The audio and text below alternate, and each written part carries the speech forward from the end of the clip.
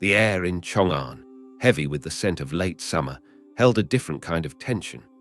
It was the quiet hum of power shifting, of old debts coming due, and of a horror about to unfold that would forever stain the annals of the Han dynasty. Forget the romanticized tailies. The true story of Empress Lu Zhe's vengeance was far more chilling, far more brutal, and about to begin. Lu Zhe had not been born to the silken robes of an empress, but to the sturdy linens of a wealthy provincial family. Her marriage to Liu Bang, a petty official with a glint of destiny in his eye, had been her father's gamble, a gamble that had cost her dearly. While Liu Bang chased his grand visions, often fleeing across the land, she had remained rooted, a solitary anchor in a storm of ambition. Her hands, now soft and unblemished, remembered the rough texture of straw and the ache of fields tilled under a relentless sun. Her back recalled the strain of carrying water, her shoulders the weight of responsibility for agging in-laws and two small children, Liu Wang and Princess Yuan. She had endured hunger, fear, and the grinding indignity of imprisonment by Xiang Yu's forces, her days a constant negotiation with survival, her nights a silent vigil of terror. Each sacrifice, each hardship, had been meticulously catalogued in the cold, hard ledger of her memory, a debt she expected to be repaid. Then came Consort Qi.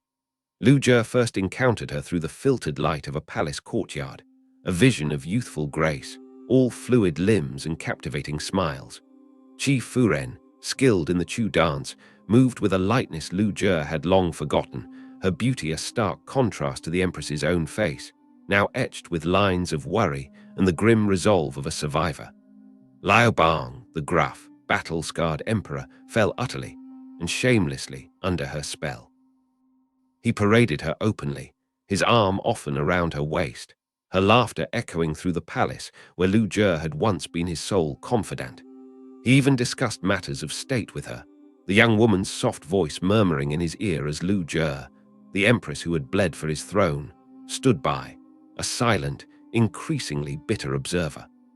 The very air around them seemed to thicken with Lu Zhe's suppressed fury, a quiet hum that only she could hear. But it was not merely the emperor's affections that Consort Qi usurped. It was the sacred line of succession. With the audacity of youth and the blind confidence of a favored lover, she began to weep and plead with Liu Bang, her tears a weapon, her voice a siren song. She praised her own son, Liu Ruyi, claiming he resembled his father, strong and decisive, while dismissing Crown Prince Liu Wang as unworthy. She called his gentle nature a flaw that would doom the Han dynasty. More dangerously, she promised Liu Bang that if Ruyi were to ascend, she would protect Empress Lu and Liu Wang, a veiled threat that ignited a cold fire in Lu Zhe's heart. This was not just a challenge to her son's birthright. It was an insult to her very existence, a direct assault on the foundation she had built with blood and tears. Liu Bang, swayed by Consort Qi's tears and his own paternal pride in Liu Ruyi's perceived vigor, wavered. He seriously considered deposing Liu Wang. The court held its breath, a collective gasp at the thought of violating primogeniture. It was then that Lu Zhe, with the cunning of a seasoned strategist, played her masterstroke. She dispatched emissaries to the mountains, pleading with the reclusive Shangshan Sra Hao, 4 revered ancient scholars, to emerge and publicly endorse Liu Wang. Their appearance, lending immense moral authority to the crown prince, shamed Liu Bang into abandoning his perilous plan. The succession remained intact, but the victory felt hollow to Lu Zhe. It had been a desperate public struggle, a humiliation she would never forgive. The seeds of vengeance, sown in years of neglect, had now taken root, watered by the bitter tears of a mother defending her son and nourished by the poison of a rival's ambition. Then the emperor died.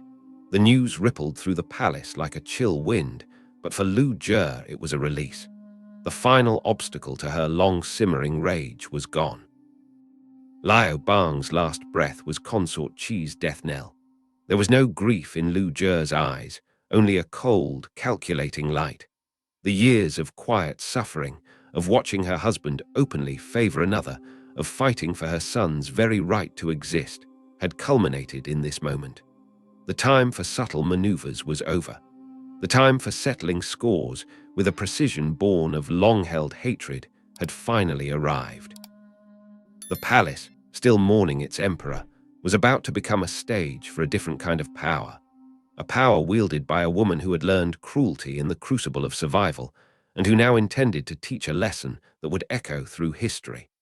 Consort Chi, oblivious in her grief, was about to discover the true cost of challenging an empress.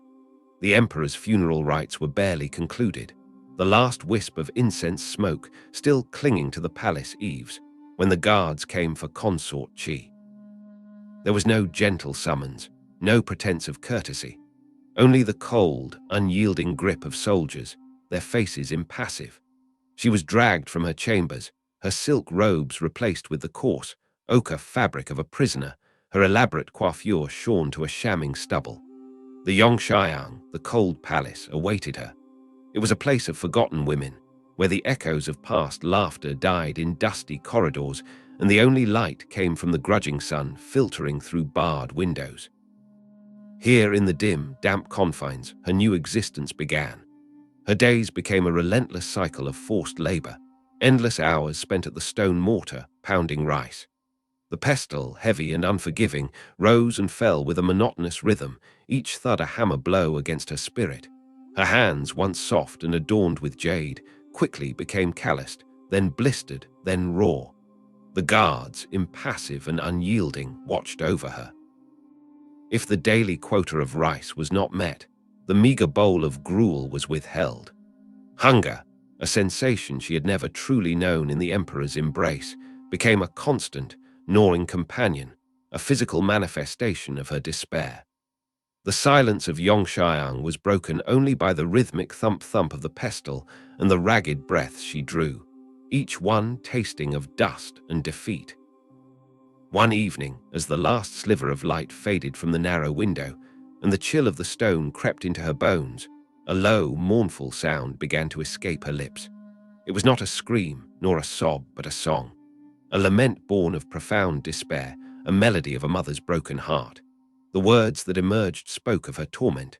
Her son was king, yet she remained a slave, pounding rice from dawn till dusk, always alongside death.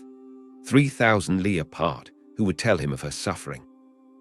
The Chong Ga, the pounding song, echoed through the desolate halls, a desperate plea carried on the wind, a cry for her son, Liao Ruyi, who now reigned as the king of Zhao, far beyond her reach.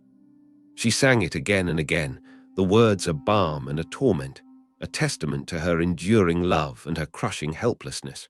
But the walls of Yongxiang had ears, and the Empress Lu Jie had spies everywhere. The song, intended as a private lament, reached her ears, twisted and distorted by the whispers of the court. Lu Jie heard not a mother's grief, but a brazen challenge, a coded message to her son, an act of sedition. The Empress's eyes, already cold, hardened further. The song was proof, a declaration of war from a defeated enemy. The time for mere imprisonment was over. Consort Chi had dared to sing of hope, of a son who was king. That hope, Lu Jie vowed, would be extinguished, root and branch. The first step was Liao Ruyi. Lu Jie summoned him to Chong'an 3 times. 3 times his steadfast chancellor, Zhou Chong, a man of unwavering loyalty, refused, citing the young king's delicate health and the perils of the journey. Zhou Chong knew the empress's reputation, knew the danger. Lu Jie, however, was a patient hunter. She orchestrated Zhou Chong's removal, transferring him away from Zhao, leaving Liao Ruyi vulnerable. Then the 4th summons came, a command that could no longer be defied. Emperor Hui, Liao Wang, Lu Jie's own son, possessed a gentle heart ill-suited for the viper's nest of the court. He knew his mother's ruthless nature, and he harbored a genuine affection for his younger half-brother. When Liao Ruyi arrived in Chong'an, a boy trembling with apprehension, Emperor Hui took him under his wing. He shared his meals with Ruyi, ensured they slept in the same bed, believing that his constant presence would shield his brother from his mother's wrath. He clung to the hope that his mother, seeing his devotion, would relent. For days, the 2 brothers were inseparable. a fragile bubble of innocence against the encroaching darkness. But Empress Lu's patience had worn thin. One morning, as the first rays of dawn touched the palace roofs, Emperor Hwei, exhausted from his vigil, rose to go hunting, a brief respite from the suffocating tension. It was the moment Lu Jie had waited for. As soon as his footsteps faded, her agents moved. A poisoned cup was delivered to Liao Ruyi's chambers. He drank, unsuspecting, and within moments, the young king, whose existence had fueled his mother's ambition and his rival's hatred, convulsed and died. The last hope for Consort Qi, the last flicker of her defiance, was brutally extinguished. The cage of despair had tightened, and the true horror was about to begin. The news of Liao Ruyi's death reached Consort Qi in Yongxiang like a shard of ice, piercing the last fragile membrane of her hope. Her mournful songs ceased. The rhythmic thud of the pestle became erratic, then silent. Her eyes, once pools of despair, now held a vacant, terrifying stillness. She knew what came next. There was no more hope, no more defiance left within her. Only a profound, chilling resignation.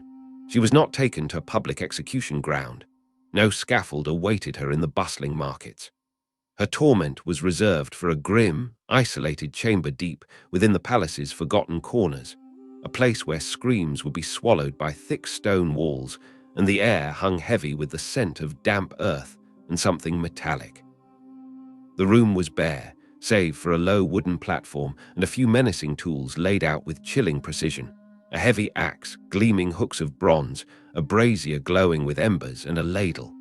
The air was cold, clinical, a stark contrast to the inferno that was about to consume her.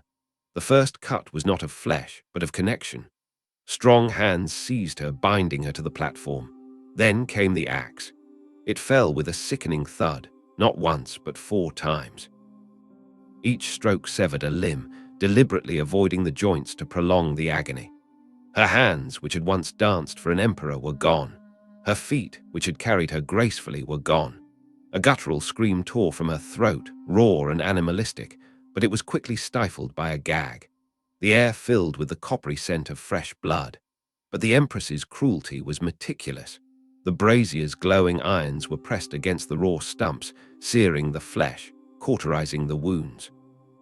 The smell of burning meat filled the chamber, acrid and nauseating. The pain was beyond anything she had ever conceived, a firestorm consuming her very being, yet life stubbornly clung to her. Next, the eyes. A bronze hook, cold and sharp, pressed against her eyelids. She thrashed, a desperate, futile struggle against the inevitable. The hook plunged, tearing, severing. A wet, sickening pop. Then another. Darkness. Absolute, suffocating darkness. The world, already a place of torment, now vanished entirely. She could only hear the ragged gasps that were her own and the distant, detached movements of her tormentors. Sometimes they packed hot ash into the empty sockets, a searing heat that intensified the blackness, stopping the flow of blood, preserving her for more. The silence of blindness was soon replaced by a new assault. A strange, acrid smoke began to fill the chamber, forced into her ears. Sulfur. It burned, searing the delicate membranes within, a fiery invasion that stole the last vestiges of sound. Or perhaps it was the thin, sharp needles that pierced her eardrums, a sudden, blinding pain that left her in a muffled, echoing void. The world receded further, a distant, distorted hum. She was a prisoner within her own mind, a prisoner of her own shattered senses. Then came the final, most intimate violation of all. A ladle, heated over the coals, was brought close. A metallic, molten liquid was poured into her mouth, forced down her throat. Hot copper, or perhaps mercury. It seared her tongue, her palate, her throat, burning away her ability to form words, to scream, to cry out. Her vocal cords, once capable of singing melodies that charmed an emperor, were destroyed. Her throat swelled, a choking sensation, but still life clung on. She was a living, breathing husk, a body without limbs, without sight, without sound, without voice. They called it Ren-Jie, the human pig. And when the mutilation was complete, she was carried, a grotesque, writhing bundle of raw flesh, and thrown into a dry latrine. The stench of human waste, thick and cloying, enveloped her. Maggots, fat and white, crawled over her open wounds, drawn by the scent of blood and decay. She lay there, waist-deep in filth, her exposed flesh a feast for flies, her broken body a testament to the absolute depths of human cruelty. Historical accounts whisper that she survived for several days in this unspeakable condition. Modern physicians theorize that effective cauterization might have prevented immediate death by blood loss, but infection, dehydration, and the sheer, overwhelming psychological agony would have inexorably dragged her toward the release of death. Her final moments were spent in darkness, silence, and the suffocating embrace of her own degradation, a living monument to a vengeance beyond human comprehension. The air in the imperial palace, once thick with the scent of jasmine and ambition, now carried a faint, persistent tang of something else, something metallic, something sickly sweet, a phantom odor that clung to the very stones. It was the scent of a horror that had seeped into the foundations of the Han dynasty, a horror that would claim its next victim not through axe or fire, but through the slow, agonizing death of the spirit. Emperor Hwei Liao Wang was led by a eunuch, his steps hesitant, his heart a frantic drum against his ribs. His mother, Empress Lu Jie, had commanded it.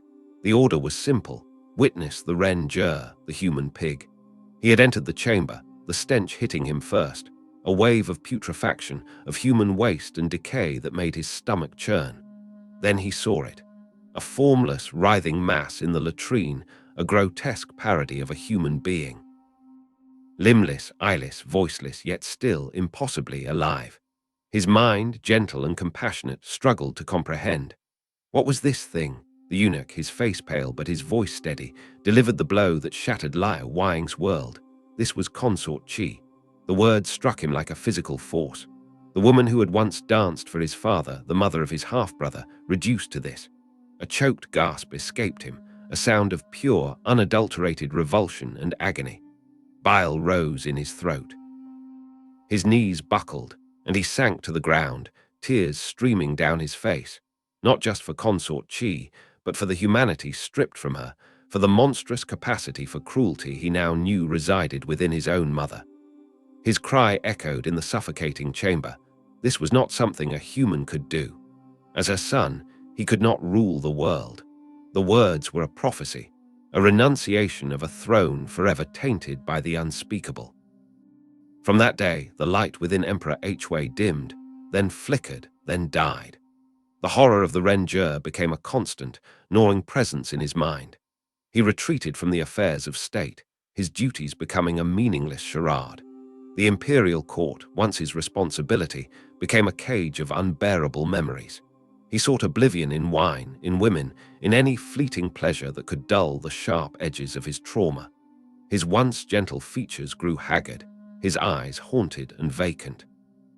He was a ghost in his own palace, a puppet emperor whose spirit had been irrevocably broken by his mother's vengeance.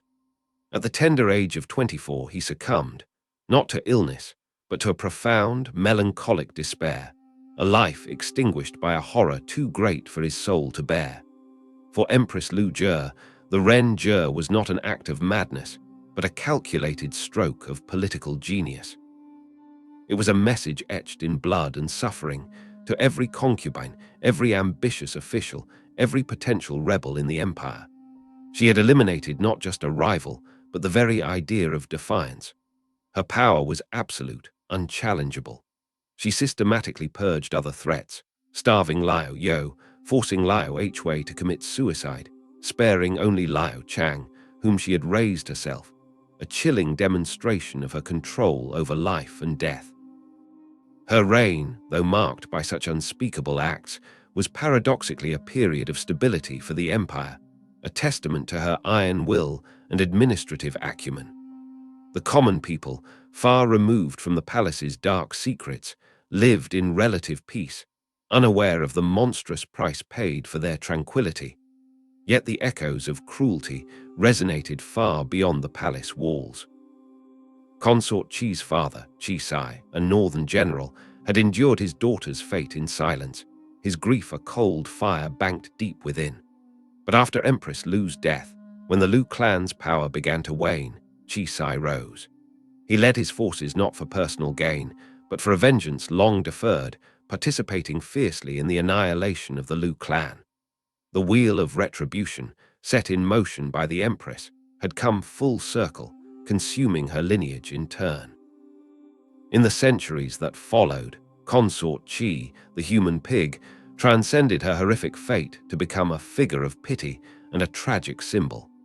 In folk tales, she was sometimes whispered to be a toilet god, a protector invoked in the most unlikely of places, her suffering transformed into a strange, dark reverence.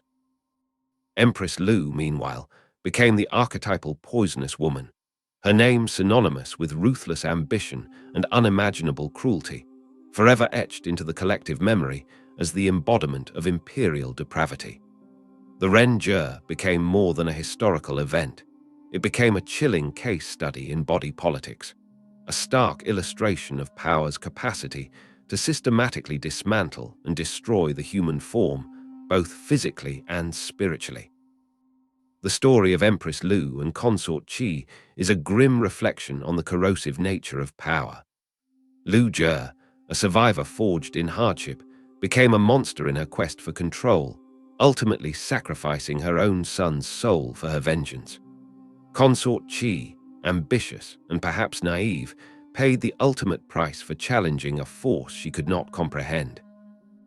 Their tragic dance of power and suffering serves as a haunting reminder that when violence becomes the sole language, when empathy is stripped away, no one truly emerges unscathed.